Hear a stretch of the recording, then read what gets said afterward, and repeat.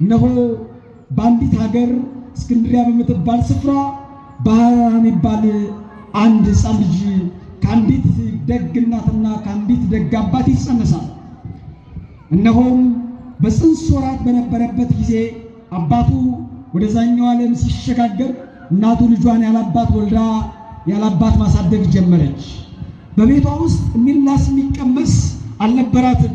የቤቷ ቀዳዳ የሰፋ ችግሯ የበዛ ሴት ነበራት። በዛውም ላይ የቤቱን ሸክም የሚያግዛት የሚራዳት የሚደግፋት እንደ ወላድነቷ ምን አማረች ብሎ ፊቷ ላይ የሚቀርብላት የሚጨነቅላት አጋር ስላልነበራት በችግር ልጇን ማሳደግ ጀመረች።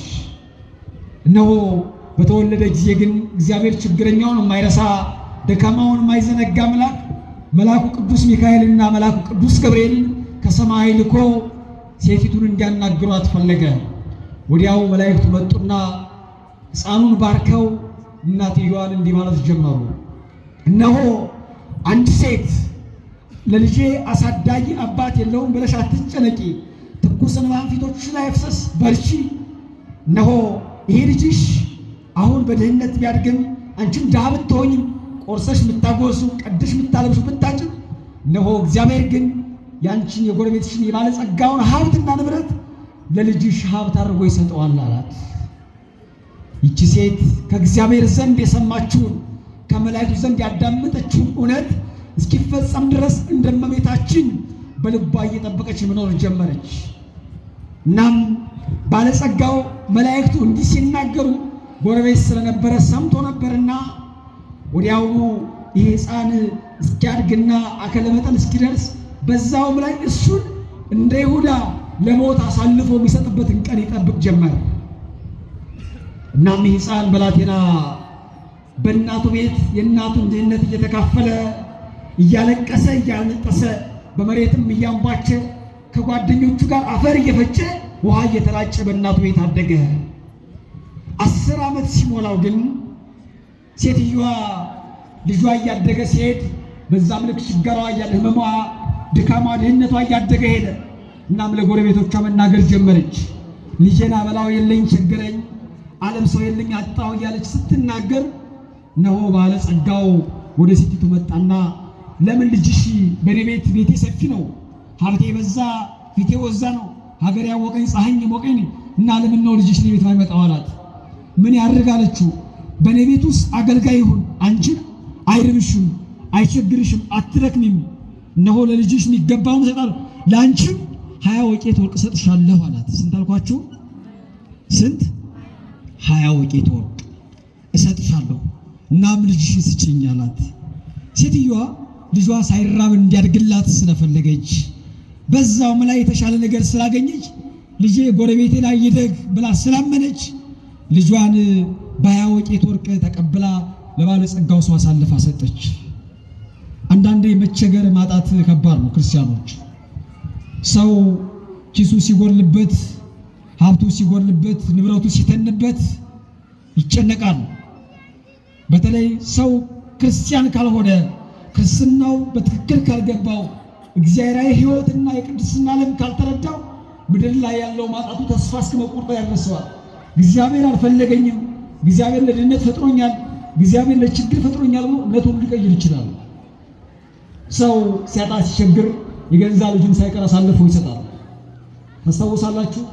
ዳዊት በመዝሙር ላይ የተናገረላት ሴት ነው የሚበሉት የሚጠጡት አጡ፣ ቸገራቸው፣ ረሃባቸው እና አንድ ንጉሥ በሰውነቱ ላይ ባጭ ይወጣበት መሳፍንቱን መኳንንቱንና ጠበብቶችን ሰብስቦ እባካችሁ ምን ላድርግ ከደዌ እንድድን መድኃኒት ፈልጉ አላት።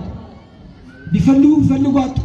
መጨረሻ ላይ ግን እንዲህ አሉ፣ ይህ ንጉሥ አሁን መድኃኒት ፈልጓል፣ እኛ ደግሞ መድኃኒት አላገኘንም ካለው ከፍሎ አንገታችንን ዝቅ ብሎ ባታችንን ይቆርጣል እና ምን እናድርጋሉ?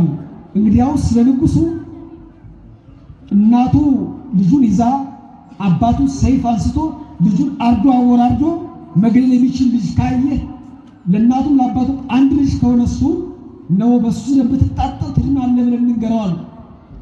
ሄደው ለንጉሥ ነገሩት። ንጉሥ ለእናት ለአባቱ አንድ የሆነ ልጅ እናቱ ይዛ አባቱ ሰይፍ ይዞ የሚያርደው ካለ ብሎ በአዋጅ ማስነገር ጀመረ። እኒህ እናትና አባት ዘመናቸው በድህነት ያሳለፉ አብዝቶ የቸገራቸው ነበሩና ንጉሡ ይህን አዋጅ ሲያሳልፍ አንቺና እኔ ብንኖር ነገ ልጅ እንወልዳለን፣ እኛ ከሞትን ግን ልጅ ይቀራልና ልጃችንን አሳልፈን እንስጠው ብሎ ተመካከሩ። እነሆም እናትና አባት ተመካክረው ንጉሡ ተጠራ፣ መጣ። ወዲያው እናት ልጇን ይዛ ባራጁ በአባቱ ፊት ተሰለፈች። ሕፃኑ ዓይኑን ቀና አድርጎ እየተመለከተ ወደ ላይ መጮህና ማልባት ጀመረ።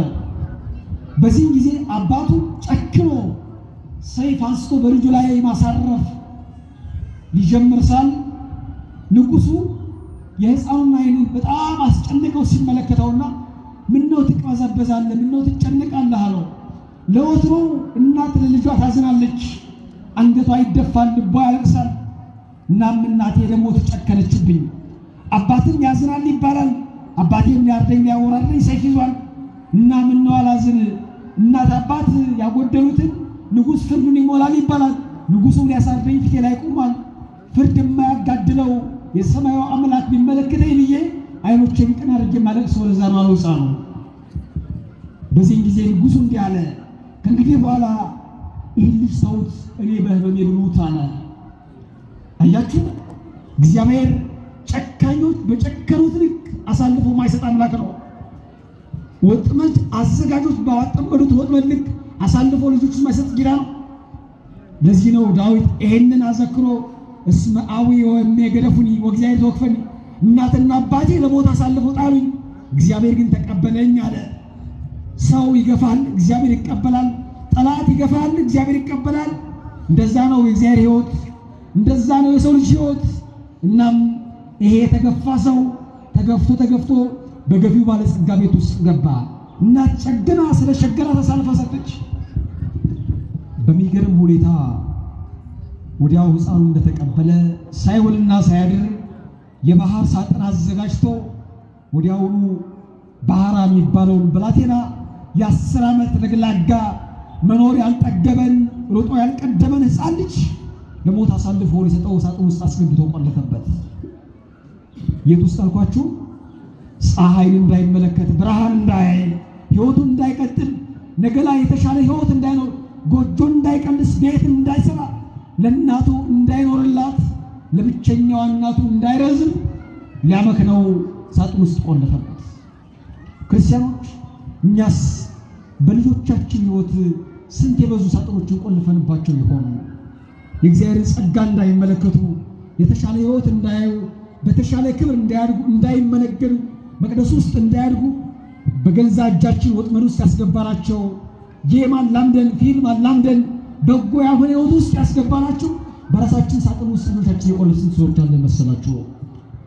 ብዙ ልጆች ከጫት መውጣት የሚያቅታቸው፣ ከሱስ መነቀል የሚያቅታቸው፣ ከለመዱበት ልማድ መውጣት የሚያስጨንቃቸው ለምን ይመስላችኋል?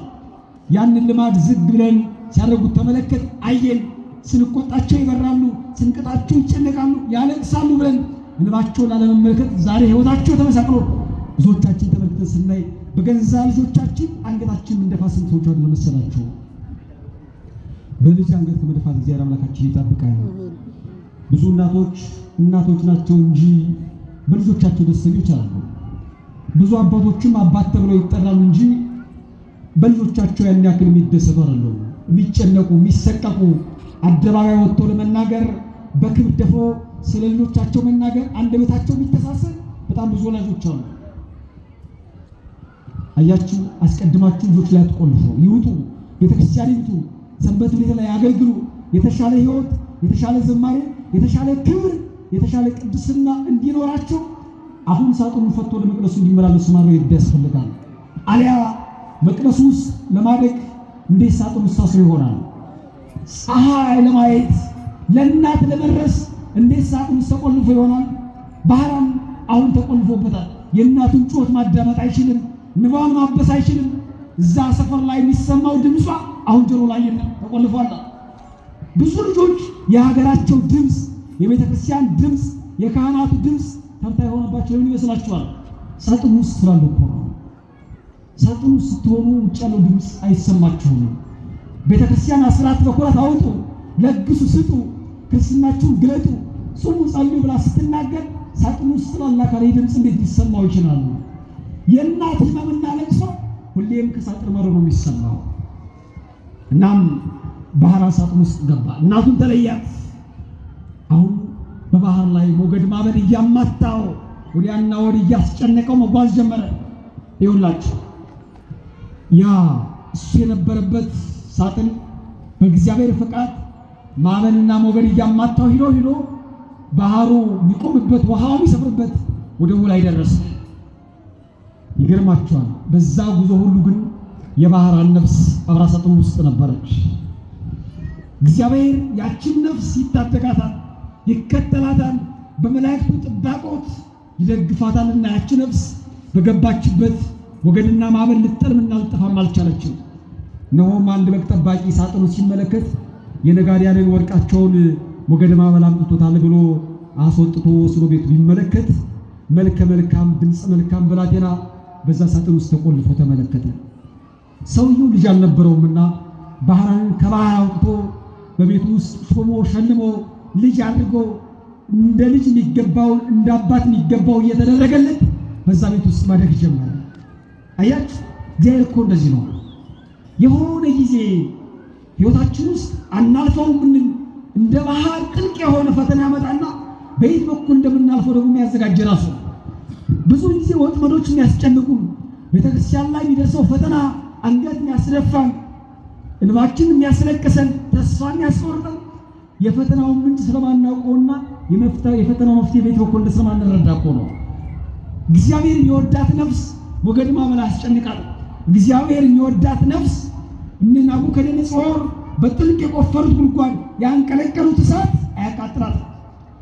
እግዚአብሔርን የምትከተል ነፍስ እነ ብልጣድስ የጣሉት ጉድጓድ ላይ ያዘጋጁት ጉድጓድ ላይ በተጣለም እንኳን በድል ትነሳለች። 15 ዓመት መቆም ለሷን ማማረለ። እግዚአብሔር የሚከተላት ነፍስ እንደ ዳንኤል ጉድጓድ ላይ ብትጣል በድል ትነሳለች። እግዚአብሔር የሚከተላት ነፍስ ይገርማቸዋል፣ እንደ ቂርቆስ ወደ እሳት ብትጣል እሳቱን ድል አድርጋ በድል ትነሳለች። ነፍሳችን እግዚአብሔር ሲከተላት ምትሸነፍ ትመስላለች፣ ትደክማለች። ውበት ላይ ጸጋ ሞገስ እሷ ላይ ላይታይ ይችላል። መጨረሻ ግን አስጨናቂዋ እሷ ናት። ምታሸንፍ ይህች ነፍስ ናት። አሁን ያንን ንጉሥ አሸንፋ ሞገድ ማዕበሉን አሸንፋ እነሆ ባላወቃት ባልደረሰባት ቤት ውስጥ የባህራን ነፍስ አሸናፊ ሆና ተገለጠች። እናም የአመፀኛ ቀናተኛ ባለጸጋ ለንግድ በሄደበት ሀገር ወዲያው መሸበት። በአጋጣሚ ባህራን ባደገበት አካባቢ እና ባደገበት ቤት እንግድነት ጠይቆ መጣና ሄዶ እዛ አደረ። ባህራን ቤት ላይ ሲላላክ ስሙን ባህራን ባህራን እያሉ ሲጠሩት ምንድነው ባህራን ማለት ትርጓሜው ምንድነው? ምን ትርጓሜው ሁሉ ባህራን እስኪ የባህራንን ትርጓሜ ያስረዳኝ ብሎ ባለቤቱ ነጋዴው ባለጸጋ ይጠይቀዋል። ባህራንማ ማለት ከባህር ወጥቶ የተገኘ ማለት ነው። ነው ከዕለታት አንድ ቀን ይሄ ልጅ እኔ በግ እየጠበቅኩ እያለ ሞገድ ማዕበል ትልቅ ሳጥን ሲያመጣ ተመለከቱ። ወደቡ ላይ ሲያርፍ ወደቡ ላይ ያረፈውን ያን ሳጥን አምጥቼ ቤቴ ብከፍተው ይሄን የሚያምር መልከ መልካም ልጄ የሆነን ይሄን ሕፃን ልጅ ሰጠኝ። እነሆም ከባህር ስላገኘሁት ስሙን ባህራን አልኩት ብሎ ነገረው። ከባህር ወድቆ የተገኘበትና የተገኘበትን ወቅት ምን ያክል ነው ዘመኑ ንገረኝ አለው። ከባህር ወድቆ ያገኘሁበት ጊዜው ይሄ ነው፣ ወቅቱ እንደዚህ ነው፣ ዘመኑ ይሄ ነው ብሎ ነገረው። አሃ አንተ ጉደኛ ነህ ለካ ብሎ ያ እሱ የጣለው ሰው አሁን በዚህ ቤት ላይ ሞገስ አግኝቶ በክብር በጸጋ ከፍ ከፍ ብሎ እንዳደገ እንደተመነደገ ሲመለከት ጠዋት ተነስቶ ባለጸጋው ነጋዴ የባህራን አሳዳጊ እንዲህ አለው፣ እነሆ ቤቴ ሩቅ ነውና እኔ ሸምግያለሁ፣ አርጅቻለሁ። እነሆ መልእክት ያደርስልኝ ዘንድ ቃም ያመጣልኝ ዘንድ ብላቴናህን በቤቴ ያደገ ልጅህን እባክህን ስጠኝ፣ ወሮታውን እከፍላለሁ፣ ልጁን እሾማለሁ፣ እሸልማለሁ፣ ለአንተ የሚገባህን አደርጋለሁ አለ። በዚህ ጊዜ ያ የባህራን አሳዳጊ እሺ በጄ ብሎ ባህራን እንዲላክ ፈቃድ ሆነና ባህራን ከዛኛው አመፀኛ ነጋዴ ደብዳቤዋን ተቀብሎ ጉዞ ጀመረ። ወዲያውኑ ሄደ። 9 ቀን ያክል ከተጓዘ በኋላ አንድ ቀን ሲቀረው መልአኩ ቅዱስ ሚካኤል በንጉሥ መስፍን በንጉሥ መኮንን አምሳል በአምባ ላይ ፈረስ ላይ ተቀምጦ ሰራዊቱን አስከትሎ ወደ ባህራን እየቀረበ ሄደ። ወዲያው ባህራን ብቻውን እንደ ወፍ እየበረረ ይጓዝ ስለነበረ አንተ ሰው ቆየኝ ብሎ ጠራውና በስሙ ምን ነው አለው። ወዴት ትሄዳለህ አለው። ጌታዬ አዞኝ መልእክት ልኮኝ መልእክቱን ላደርስ እየተጓዝኩኝ ነው አለው። እናሳ ያስከው መልእክት ምንድን ነው? እስኪ ደብዳቤውን አሳየኝ አለው። አይ ይሄማ የጌታዬ መልእክት ነው። የጌታዬ መልእክት ደብዳቤ ከፍቼ ባሳይ ይሄንን ቢሰሙ ጌታዬ ከፍለው አንገቴን ዝቅ ብሎ ባቴን ይቆርጣሉ። ስለዚህ ያላደረገውም አይሆንም አለው። ያ አመፀኛ ነጋዴ በውስጡ ደብዳቤው ላይ የጻፈው መልእክት እንዲህ የሚል ነበረ። ወዲያውኑ ባህራን ቤት እንደደረሰ ሳታውሉ ሳታሳድሩ ግደሉትና በቤቴ ጓሮ ባለው ጥልቅ ጉድጓድ ላይ ጣሉት፣ ጠራጊ እንድትበት የሚል መልእክት ነበረ። አያችሁ፣ ሰው ሲጨክን ሲከፋ ከእንስሳት ከአራዊት ሲልቅ የዲያብሎስን ባህሪ በጸጋ ሲዋረስ ሲካፈል ፍጹም ማይራራ ጨካኝ ይሆናል። ያን ልጅ ገና ሳያድግ ሳይመነደግ ለጋውን ለግላጋውን ከቤት አስወጥቶ ባህር ጣለ። አሁን በዛ ምሕረት በዛ ትርግና እግዚአብሔር ቢታደገው ይቅር ቢለውና ቢያነሳው እንደገና ለዳግም ሞት ይዳርገው ዘንድ የሞት ደብዳቤ ጻፈበት። እናም መልአኩ አሁንም ቀረበና እባክህ ስጠኛል። አይሆንም አለ። እንደገና ለሶስተኛ ጊዜ እንግዲያውስ ደብዳቤውን ከፍታ ታሳየኝ፣ ወደ እኔ ቀረብ አድርግልኝ። መልአኩ ቅዱስ ሚካኤል ደብዳቤውን ቀረብ ሲያደርግ መልአኩ ቅዱስ ሚካኤል እፍ አለበት። ያኔ ባህራንን እንደደረሰ ግደሉት ይል የነበረውን ደብዳቤ ባህራንን በቤቴ ላይ ሹሙት፣ ልጄን አጋቡት፣ ባሮቼ ይገዙለት፣ ገረዶቼ ያደግድጉለት ወደሚል መልእክት ተቀየረ።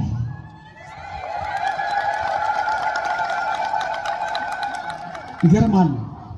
እግዚአብሔር በደካማነታችን ልክ የማይመለከተን ስለሆነ የነገውን የተሻለና የተቃናው የመንግሥተ ሰማያት ሕይወት ስለሚያስብልን አሁን ምድር ላይ ለእኛ በጎ ለማድረግ እግዚአብሔር ወደ ኋላ የሚሸሽ አምላክ አይደለም።